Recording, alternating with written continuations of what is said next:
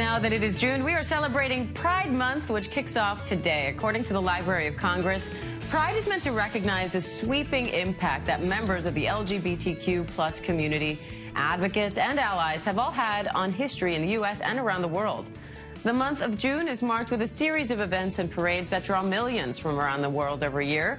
And GMA held a pop-up party in Times Square earlier to kick off the festivities. The Director of Advocacy and Government Affairs at the Trevor Project, Sam Ames, joins me live now with more on Pride Month. Sam, thanks so much for being here.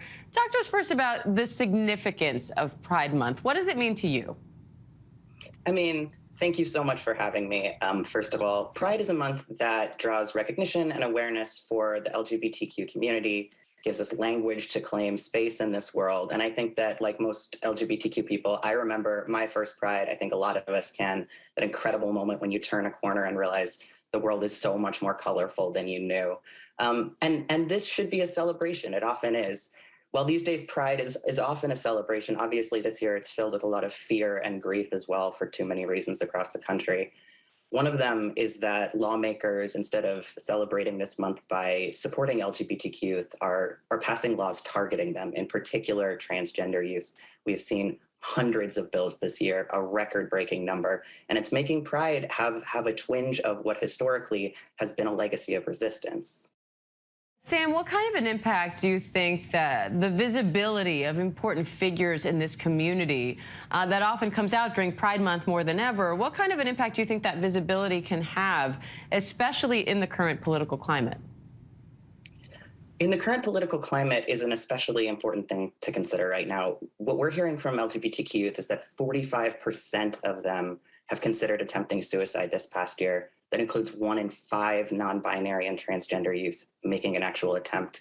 And it's hard to differentiate that from laws that are being passed to specifically take LGBTQ historical figures out of school curriculum.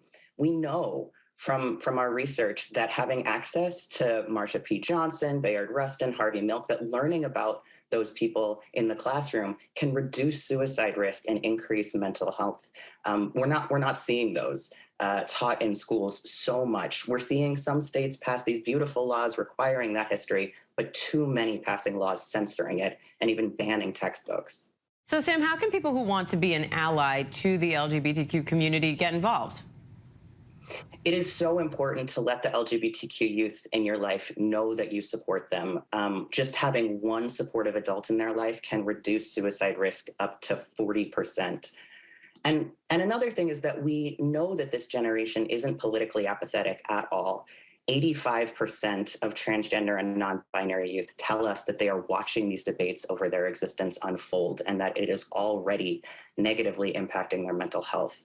And I just want to include a reminder, the roots of Pride, what we are celebrating today, what we are trying to experience as joy this month, aren't just about rainbow flags. They are about defending one another from attack, about the Stonewall Uprising, about saying you are one of ours and we have got you, and you can't legislate or bribe or bully us out of existence because our worth doesn't come from something you can touch.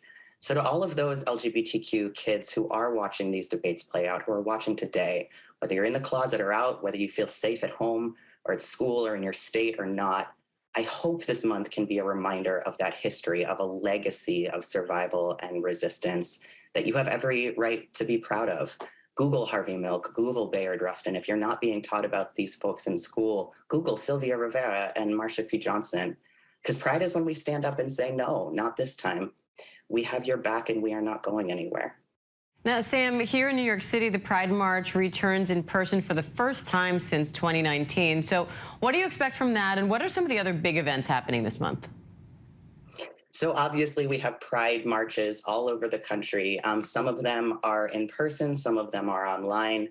If you go to the trevorproject.org, we also have a full month of events, obviously in addition to our 24/7 crisis services, which you can always reach out to. And we have a number of ways of celebrating that we never have before, that in history have not happened. The White House just issued a declaration of Pride Month just yesterday. We are seeing an extraordinary amount of support, even as we are seeing these challenges. And I encourage you to try to get a little bit of joy out of this month because it is revolutionary. All right, Sam Ames from the Trevor Project. We appreciate your time today. Thank you. Thank you.